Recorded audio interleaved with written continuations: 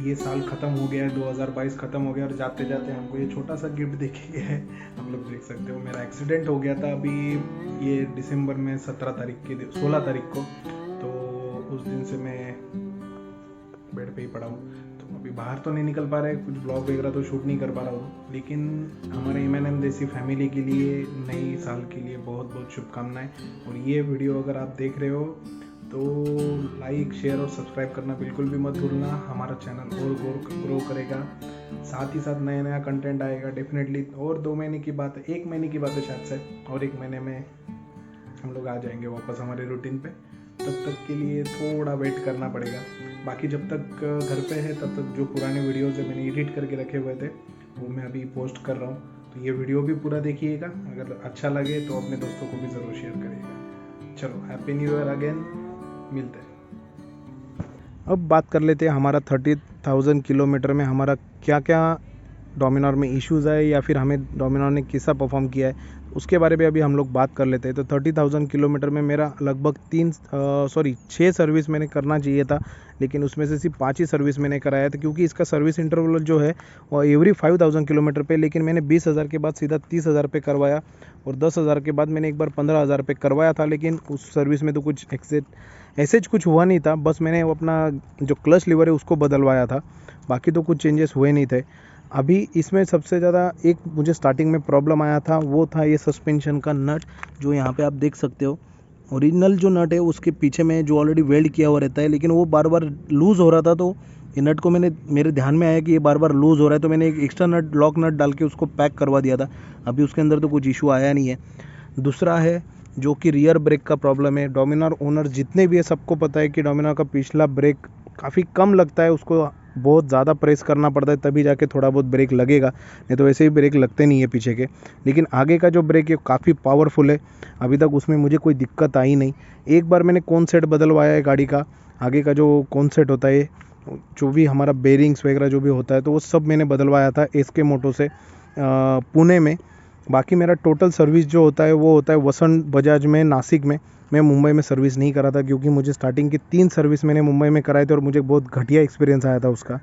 तो उस दिन से मैंने बंद कर दिया। मैंने टोटल सर्विस जितनी भी है मेरी बाइक की वो टोटल मैंने नासिक से ही करवाई है, वसंत बजाज से।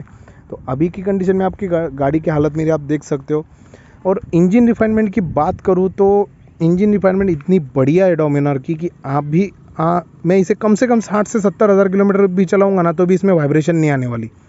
इंजन रिफाइनमेंट काफ़ी अच्छा है। 100, 110, 120 तो आप हाईवे पे आराम से क्रूज़ कर सकते हो। लिटरली रिसेंटली मैं अभी इसके बाद जो मैं वीडियो डालूंगा, मैं वो पुणे से आ रहा था, तो मैंने ट्रायम्फ टाइगर, डुकाटी, एक CBR 600 थी, उनके साथ में क्रूज़ कर रहा था। लेकिन मुझे ऐसा फील नहीं हुआ कि मैं एक 400 सीसी की बाइक चला रहा हूँ।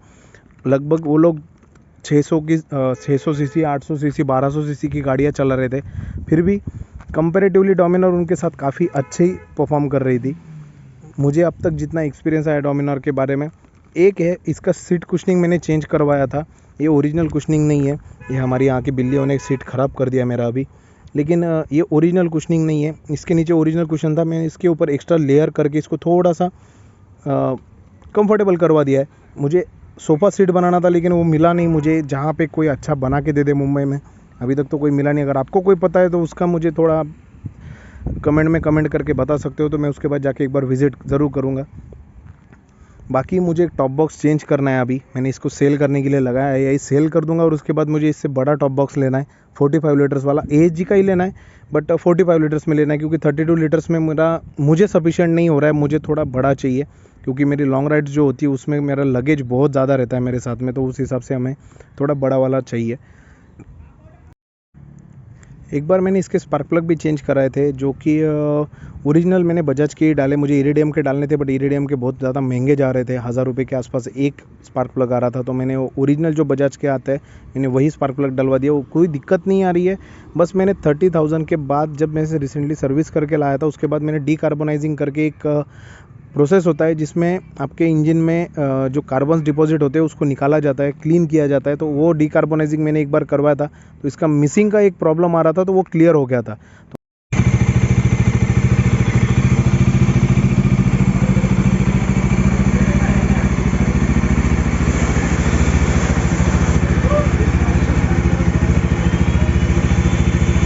तो अगर आपके पास भी डिकार्बोनाइज करने वाला कोई एजेंसी है तो आप उनसे करवा लीजिए, काफ़ी इफेक्टिव होता है, लेकिन अथोराइज बंदे से करवाइए। अगर लोकल बंदे से करवा रहे हो तो उसका कोई गारंटी नहीं होता है।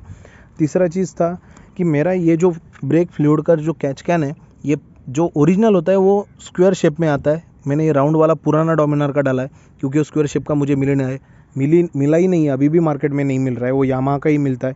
ये स्क्वायर शेप का मेरा किसी बंदे ने पैर रख दिया था तो टूट गया था, उसका जो लॉकिंग था यहाँ पे नट पे जो लॉकिंग आता है वो टूट गया था, तो मैंने ये वाला इंस्टॉल करवाया। इसका भी वैसे भी कोई फ़र्क नहीं पड़ता है कि आपका राउंड वाला रहे या स्क्वायर वाला रहे, क्योंकि वो तो एक रिजर्वायर है जिसमें आपका ब्रेक फ्लूइड रहेगा बस, बाकी तो कुछ इशू है नहीं। एक बार मेरा यहाँ पे ब्रेक फ्लूइड लीकेज हुआ था ये पॉइंट से, फिर भी उसको तो चेंज करने की ज़रूरत नहीं पड़ी, सिर्फ एक बार मैंने ब्रेक लीवर बदल दिया था। और जब मेरा क्रैश हुआ था उस टाइम पे एक क्रैशेस आ गए थे, साइड पे हल्के से गिरा था मैं, बट फिर भी क्रैश गार्ड नहीं था उस टाइम पे, तो हल्के फुल्के स्क्रैचेस आ गए थे। डोमिनार काफ़ी अच्छी गाड़ी है, अगर आप लोग लेना चाहते हो, अगर डेली कम्यूट भी करना चाहते हो, तो एक बार आपको आदत हो गई इसके वेट की तो आपको इतना हेवी फील नहीं होने वाला गाड़ी। लेकिन हाँ, अगर आप सब एसेसरीज ऐड करते हो, एसेसरीज ऐड करने के बाद में ये गाड़ी कम से कम 200 किलो प्लस चली जाती है। अभी करंटली मेरी गाड़ी का वेट जो जाता है वो 210 किलो का जाता है। मैंने एक बार काटा करवाया था इसका, तो 210 किलो बैठा था उस टाइम पे। ठीक है, मतलब अगर मैं बात करूँ हाईवे क्रूजिंग की, तो अगर आपकी गाड़ी फुल्ली लोडेड है, पीछे की तरफ सैडल बैग है, टॉप रैक फुल है, 2 राइडर्स है, आपका पिलियन है, आपके साथ में आप हो, उस टाइम पे गाड़ी अल्टीमेट परफॉर्म करेगी, बिल्कुल रास्ता नहीं छोड़ती है भाई साहब। इतना कितना भी स्पीड में इसे चला लो, आपने मेरे पुराने वीडियोस भी देखे होंगे जहाँ पे गुजरात हाईवे पे मैं 120-130 तक क्रूज़ कर चुका हूँ, लेकिन कोई दिक्कत नहीं है। और क्या ही बोले इसके बारे में, मेरे लिए तो परफेक्ट गाड़ी है। हाँ, इसके अंदर मॉडिफिकेशंस आप कराओ जितने कम पड़ेंगे, कम से कम 1.5 से 2 लाख के आप मॉडिफिकेशंस करा सकते हो, लेकिन मैंने उतना करवाया नहीं है। मुझे वायरिंग के साथ कोई भी छेड़छाड़ नहीं करनी थी, तो मैंने कोई भी एक्स्ट्रा लाइट्स नहीं लगाए, कोई भी मोबाइल चार्जर नहीं लगाया है। अगर इसकी मैं सर्विस कॉस्ट की बात करूँ तो सर्विस कॉस्ट हार्डली इसका 2,500 से 3,000 तक जाता है शोरूम के अंदर। अगर आप इसका जो ब्राउचर दिया हुआ है, ब्राउचर के हिसाब से जो सर्विस पीरियोडिक सर्विस है उसके हिसाब से भी अगर आप जाते हो तो 2,500 से 3,000 के ऊपर आपका खर्चा जाने नहीं वाला। आप बस एक काम करिएगा, हर 10,000 किलोमीटर पे इसका फ्यूल फिल्टर, ऑयल फिल्टर और एयर फिल्टर एक साथ बदलिएगा, उसको अलग अलग बदलने की ज़रूरत नहीं है। अगर आप अलग अलग बदलते हो तो फिर आपको दिक्कत आ सकती है। अगर मैं सर्विस की बात करूँ तो सर्विस कॉस्ट मुझे अब तक इसका पहले किलोमीटर से लेके आज की डेट तक 15 से 16 हज़ार के ऊपर नहीं गए। बहुत सारे लोग बोलते हैं कि डोमिनार बहुत महंगी है, खर्चे के बारे में खर्चा बहुत ज़्यादा होता है, 30,000 होता है, 40,000 होता है, 20,000 किलोमीटर की सर्विस पे आपको इतना खर्चा करना पड़ेगा, उतना खर्चा पड़ेगा। देखो भाई साहब, आप कोई भी अच्छी गाड़ी ले लो, जिसके टायर हो गए, ऑयल हो गए, ये सब चीज़ें तो आपको बदलनी ही बदलनी है। आप एक सिंपल इलेक्ट्रिक स्कूटर भी लोगे ना तो भी आपको उसके टायर्स वगैरह तो बदलने ही पड़ेंगे। वो सर्विस कॉस्ट में आप मेंशन नहीं कर सकते। जो इसका सर्विस कॉस्ट, जैसे कि इसका इंजन ऑयल चेंज करना है या फिर अदर लुब्रिकेशंस करने हैं, जो भी इसका मेंटेनेंस कॉस्ट है, जो उसकी स्पेयर पार्ट्स की कॉस्ट है, वो काफ़ी कम है। मतलब आप कंपेरेटिवली इसके बारे में अगर बात करोगे, KTM के इसको अगर कंपेयर करोगे, BMW 310 से कंपेयर करोगे, तो डोमिनार की कॉस्ट काफ़ी अच्छी खासी कम है। 40 bhp के आउटपुट निकालती है गाड़ी, 160-170 आराम से चली जाती है। इतना तो मैंने भगाया नहीं अभी तक, 150 तक मैं लेके गया हूँ, 150 के ऊपर आज तक लेके नहीं गया, लेकिन 150 भी भाई साहब लगता नहीं है गाड़ी पे, और कंट्रोलिंग काफ़ी अच्छा है इसके वेट के वजह से।